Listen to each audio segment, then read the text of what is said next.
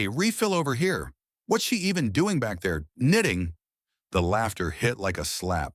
Four men in worn jackets waved their cups like commanders demanding service, but she didn't flinch.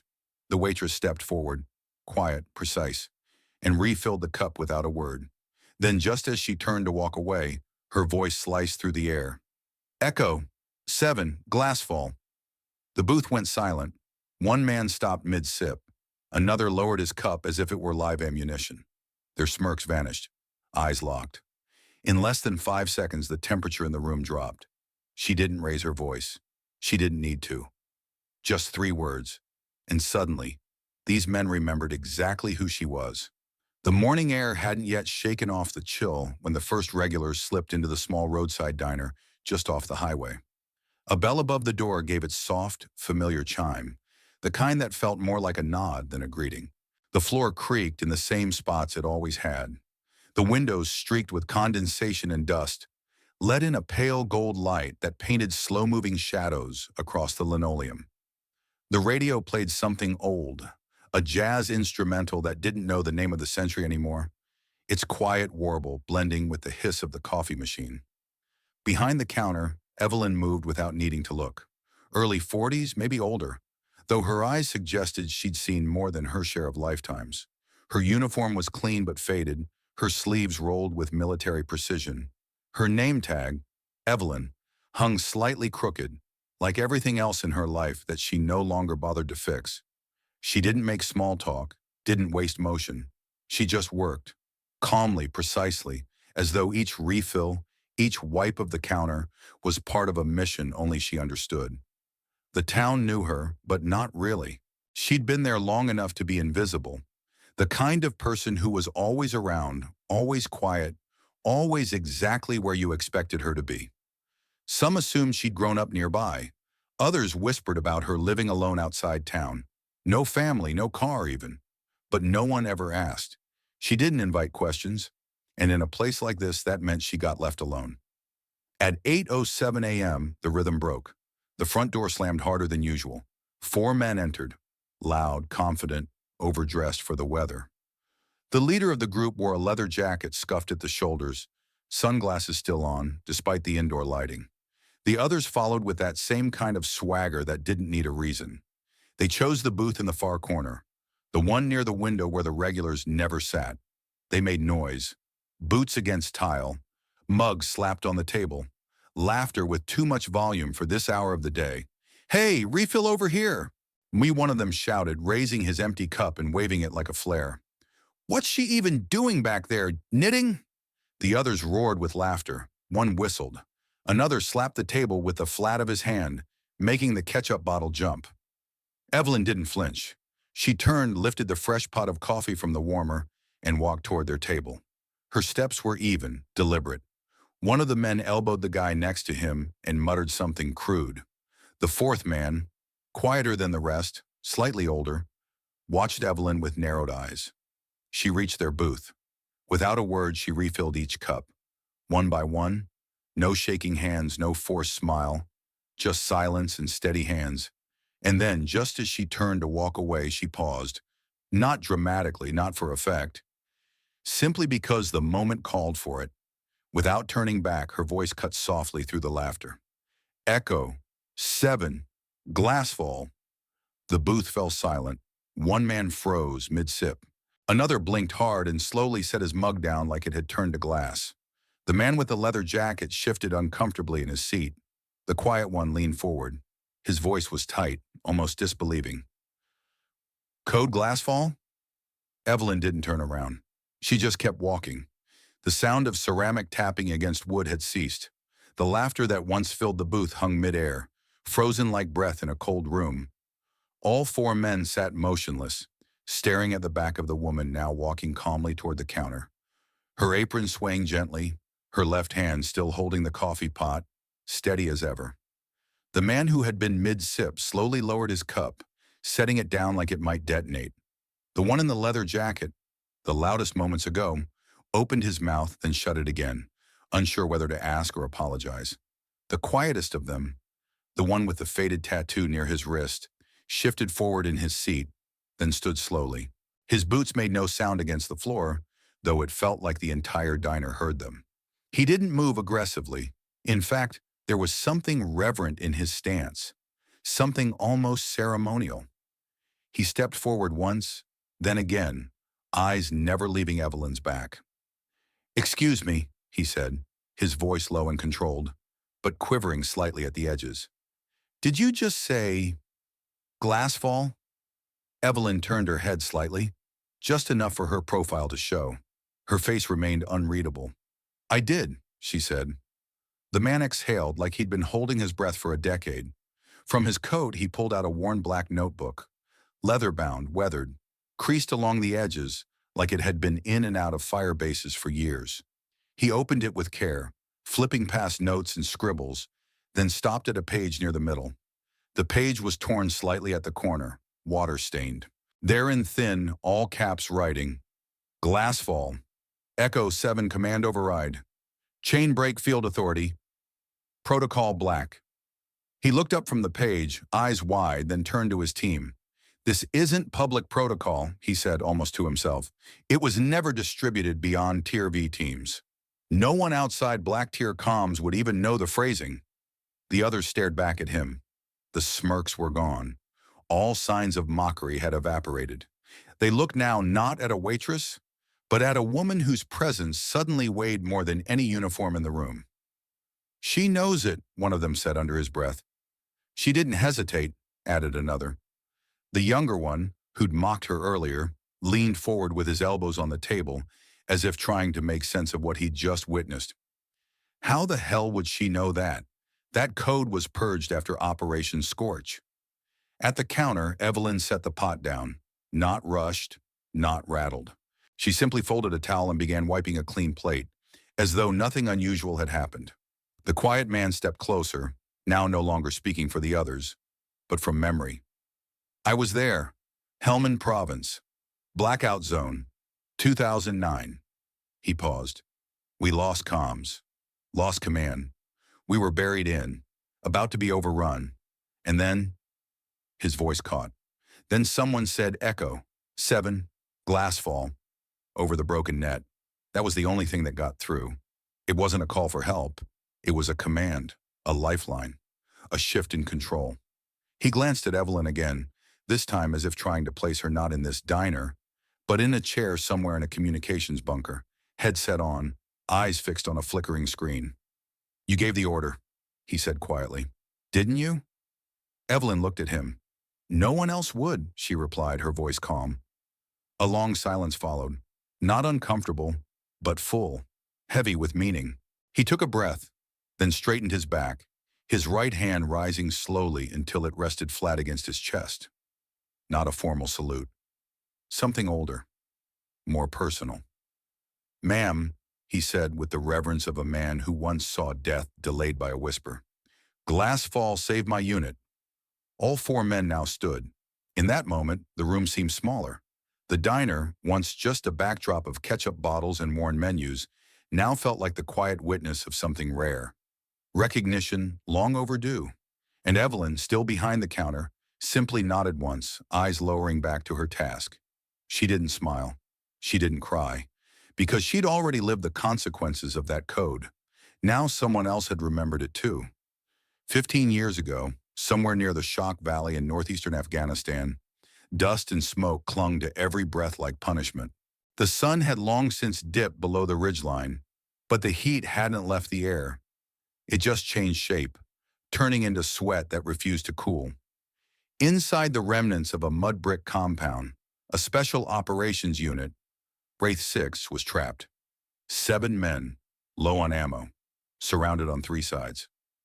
Captain Rourke, their commanding officer, lay against a crumbling wall, blood seeping through the field dressing over his right shoulder.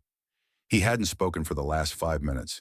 The comms guy, Specialist Harlow, was desperately switching channels on the radio, tapping it, shaking it like it might come alive through sheer frustration. But the thing only hissed.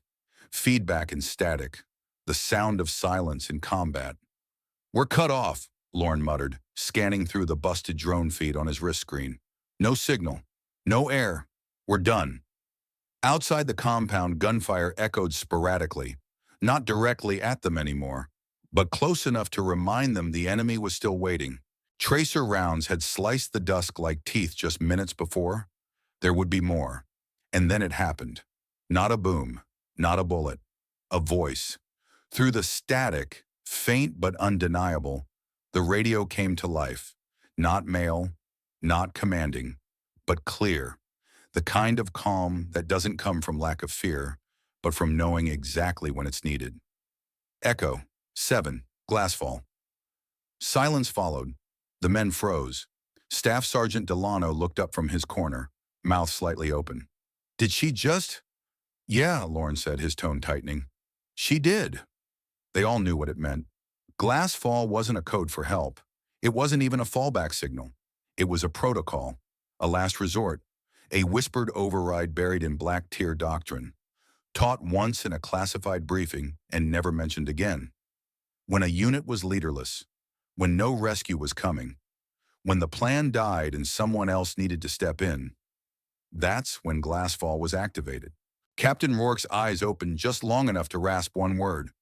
Execute. The men moved, no orders needed. Delano pulled the emergency route map from his boot, unfolding it on the dirt floor.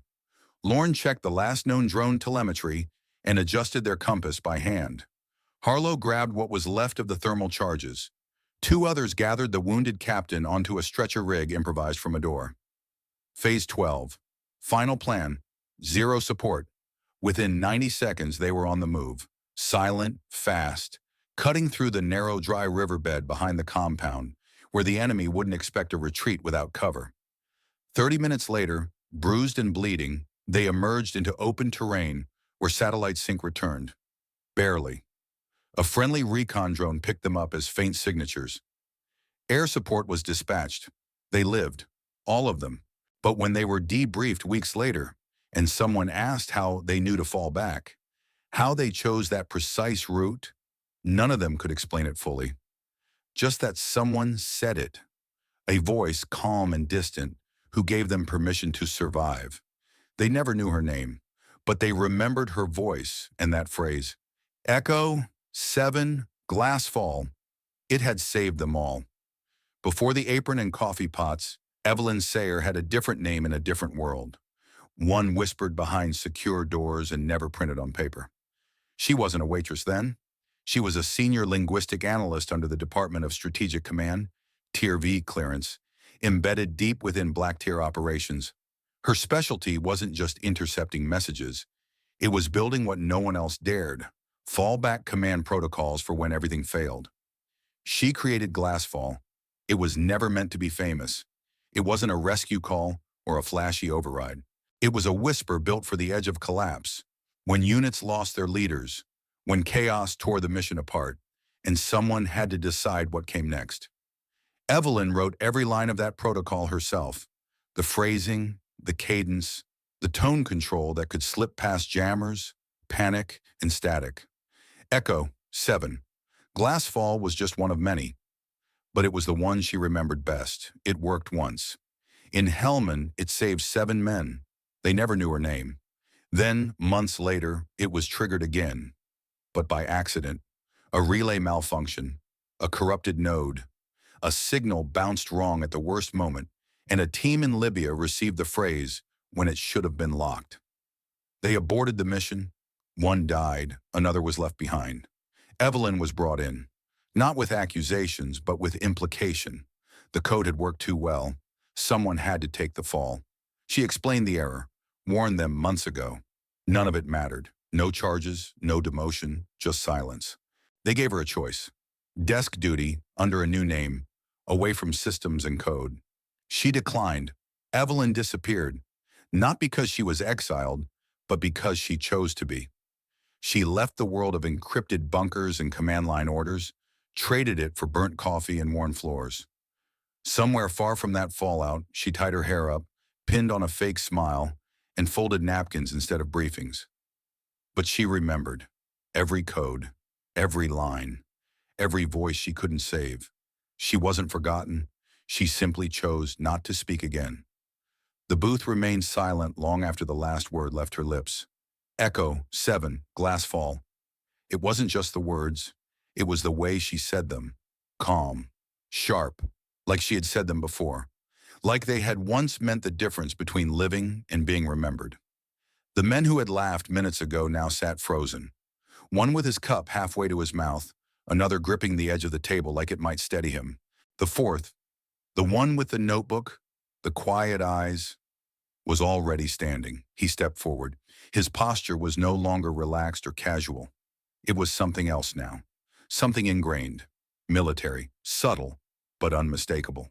"I remember that code," he said aloud, to no one in particular, though everyone listened. His voice wasn't loud, but it cut through the quiet like a blade. "It was 15 years ago. My team was blacked out just outside Hellman. We lost our commander in the first 10 minutes. Comm lines jammed. We were trapped." The others turned toward him. "I thought we were dead," he continued. "Then the radio cracked once. Just once. And someone said those exact 3 words." He reached into his jacket pocket and pulled out a folded slip of weathered paper. Slowly he unfolded it, smoothing it against the surface of the table. Faded, half-torn, but still legible. The note read, "Glassfall Echo 7 Authority Override, Field Only." He set it down gently. "I wrote it down the moment I got out. I wanted to remember it. Remember that voice." He looked at Evelyn, still behind the counter. She was wiping down the surface with a cloth, quiet and deliberate. But her hand had paused, just a beat too long. "That voice was yours, wasn't it?" She didn't answer, didn't nod, didn't deny it. She just kept wiping. One stroke, then another. But her shoulders had shifted, just slightly. Behind him, one of the other men, the one who had yelled first, stood up too. His face wasn't defiant anymore. It was conflicted, like he was realizing he'd just mocked someone who once held lives together with nothing more than her words. The third man looked down at his cup. "I was in that region 2 months later," he said quietly. "We heard rumors about a woman whose voice got through jamming when nothing else did. I thought it was just a myth." "It wasn't," said the first soldier. He turned back to Evelyn and placed a firm hand over his chest. "Ma'am, if you hadn't said those words, none of us would have made it out. None." For a second, no one moved. The diner had transformed. The men weren't customers anymore. They stood like soldiers at attention, not because of rank, but because of respect. No one barked orders. No one asked questions. They had their answer. And Evelyn didn't look at them. She didn't need to. But as she wrung out the cloth and turned away from the counter, her hand lingered over the edge, her fingers pressing lightly into the wood. Not long, just enough to betray the weight of memory. Then she dropped the cloth into the sink. The silence stayed behind her. The quiet in the diner lingered like the final note of a song no one wanted to end. The 4 men stood still by their table, no longer soldiers, no longer customers, just witnesses to something they'd never expected. The woman they dismissed as invisible had once pulled them from the jaws of war with 3 words. And just as the weight of the moment settled, the door chimed again. It wasn't rushed, it wasn't loud, but it cut through the air like a knife. Outside, the sky had turned overcast, the gray light casting pale shadows across the diner floor. Parked directly in front of the building, unmistakable in its silence, was a black SUV. No plates, no markings, no dust. Too clean for a road this dirty, too quiet for any civilian to notice. A man stepped inside, dark suit, crisp tie, short cropped hair peppered with gray. No smile, no expression. His eyes scanned the room, not to observe but to confirm. They stopped on Evelyn. He walked directly toward her, ignoring the rest of the room entirely. The air around him shifted, not with intimidation, but with the efficiency of someone who was never supposed to be seen, and yet was always obeyed. He didn't introduce himself. He didn't raise his voice. He leaned in, just enough so no one else would hear, and whispered something into Evelyn's ear. She didn't react, not visibly, but her hand paused again, this time on the handle of the coffee pot. Then she placed it down, turned off the burner, and without saying a word reached behind her neck, unfastened her apron, and slipped it off. The room held its breath. No one stopped her. No one asked.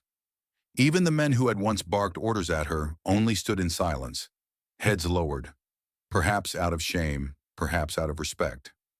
Evelyn hung the apron gently on the hook behind the counter, straightened it, then picked up a small battered canvas bag from beneath the register. She walked past the man in the suit and through the door without glancing back. The SUV door opened the moment she stepped outside. She climbed in without question. The vehicle rolled away slowly, not urgent, not loud, just final. Inside the back seat, waiting for her, was another man. Older. Not military, not intelligence. Something in between. His coat was civilian, but the way he sat, knees together, hands folded, spine straight, told a different story. He turned to her, gave a slight nod. "Thank you for agreeing," he said. "I didn't," she replied. He didn't blink, just handed her a file. No name. Just a symbol on the front. The same triangular sigil she thought she'd never see again. "The Glassfall protocol was triggered again," he said. Evelyn's jaw tightened. "Impossible," she replied. "No one's authorized. No one should even have access." He opened the file. Inside, maps, telemetry data, time-stamped intercepts, and at the bottom, circled in red ink, 3 words in clean type. Echo 7. Glassfall. "Someone used it," he said quietly, "but we don't know if it was real or manufactured." Evelyn closed the folder. "There's only one person," he continued, "who would know the difference." Silence. She looked out the tinted window. The diner was already far behind them. And ahead, the past was waiting. The SUV rolled deeper into the countryside, far from the diner, and farther still from the woman Evelyn had pretended to be for the last decade. Inside, the hum of the engine was the only sound, until the man beside her finally broke the silence. "We don't need you to deploy," he said. "Just consult.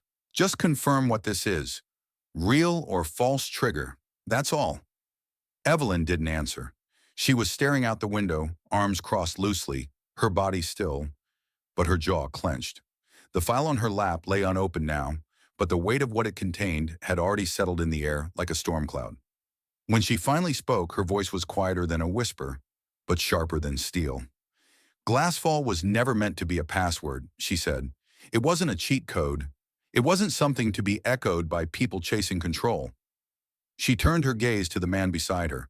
"It was the sound we gave to despair when no one else would answer." He let the silence return. She needed it. Then he reached into his coat pocket, pulled out a small metallic USB device, matte black with no markings. He held it out. "This came through 22 hours ago," he said. "Encrypted pulse, 5-second burst, legacy channel only. No signature, but it matched your cadence framework." She didn't move. "We decrypted the payload. Embedded in the ping was a name, or rather, a call sign. It belongs to someone you knew." Evelyn looked at him, unmoved. "The unit's last verified commander is Lieutenant Brent Kessler. Ring a bell?"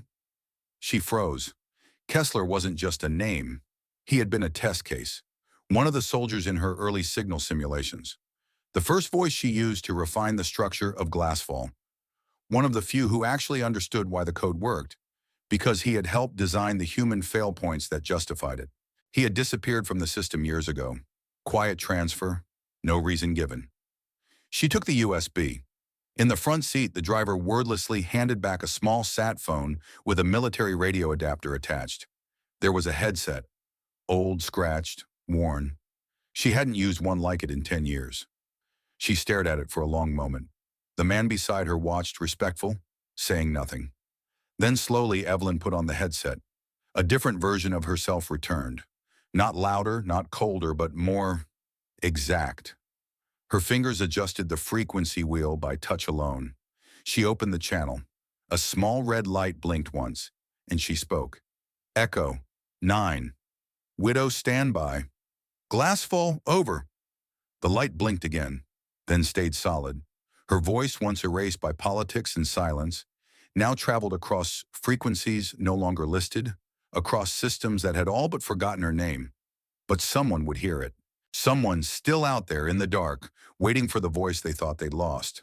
And this time, she wasn't too late. The SUV pulled away from the diner without a sound. No sirens, no salutes, no fanfare. Just the low hum of tires rolling over sun-cracked asphalt, fading into the distance. Inside, Evelyn sat still. The late afternoon light cut across her face through the tinted windows, and her eyes, those eyes that once scanned encrypted transmissions from half a world away, now stared through the glass, distant, thoughtful, but not regretful. She didn't look back at the diner. She didn't need to. Something had been left behind. Not just a tattered apron, but a version of herself she no longer had to carry in silence. Back inside, the silence still lingered. The group of men who had once laughed now sat quietly, nursing lukewarm cups of coffee they hadn't touched since she uttered 3 words. One of them, the youngest, the one who had recognized her voice from years ago, stood slowly and walked over to the small counter near the register. There was an old security system screen mounted above the napkin holder. Black and white, low res, a feed meant more for shoplifting than history. He tapped a few buttons. The footage rewound. Static flickered, then the morning returned. The door opening, Evelyn walking calmly between the tables, the coffee pot steady in her grip. He fast-forwarded past the noise, past the jokes, past the moment she approached their table. Then, he stopped. There it was, her back to the camera at first, and then the turn. She looked up, and as she poured coffee into his mug, she said it. Echo, 7, Glassfall. He paused the screen the instant she looked up toward the front. Her gaze pierced through the grainy footage with uncanny clarity. Not theatrical, not exaggerated. Just honest. Eyes that had seen war, betrayal, exile, and still chose not to scream, not to beg, not to lash out. Eyes that simply knew what power sounded like when it didn't need to shout. The diner stayed quiet. A few other customers glanced at the screen, not understanding what they were seeing, only feeling that something irreversible had just brushed past them. The young soldier stared for a moment longer, then whispered, "Yeah, that was her." Then came the final cut. No music, just a faint hum of the diner lights, the creak of the door as it slowly closed behind her earlier. And then, over the final frozen frame of Evelyn's face on the black and white screen, the narrator's voice came, low and measured, as if speaking through time itself. They thought she just served coffee, but some voices were never meant to be forgotten. Fade to black, silence, and nothing more. Sometimes the loudest voices are the ones that never had to raise themselves. Evelyn never shouted, never begged for recognition. And yet, when it mattered most, her words echoed across years, through battlefield radios and into the hearts of those she once saved. In a world where so much is about who speaks the loudest, dresses the flashiest, or demands the most attention, maybe we've forgotten to listen for the quiet ones, the ones who chose to serve without spotlight, the ones who were forgotten, or worse, dismissed, until one quiet moment forced us to remember. Evelyn's story isn't just about war codes or classified missions. It's about something far more familiar, the dignity of silence, the quiet sacrifice, the woman at the counter, the man on the bus, the janitor in the hallway. How many people do we pass each day, unaware of the battles they've fought, the lives they've touched, or the legacies they carry in silence? Maybe it's time we asked ourselves, who are the Evelyns in our own lives? Maybe you worked with one, or maybe you are one. We'd love to hear your thoughts. Have you ever met someone who quietly changed everything without ever needing credit? Do you believe some voices are silenced on purpose because they speak uncomfortable truths? Share your story in the comments. Let's talk with respect, with curiosity, and with open minds. And if Evelyn's journey moved you, even just a little, please consider liking, subscribing to our channel. Like the video if you believe in honoring the quiet heroes among us. It helps keep these stories alive. Thank you for watching. Thank you for remembering. And wherever you are, keep listening, because sometimes the quietest voices carry the deepest truths.